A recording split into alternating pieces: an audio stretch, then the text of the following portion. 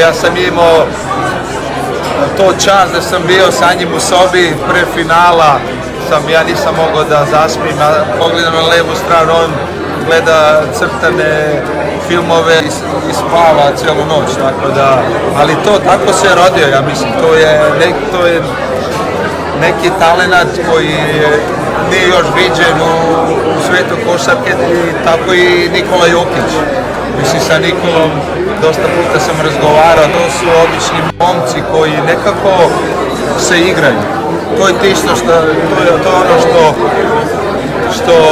što bi želio da sva naša deca da imaju to, da ne osjeća pritisak, nego da se igraju, da se vole, da ima osmijeh na licu i tako. To oni imaju, to je ono.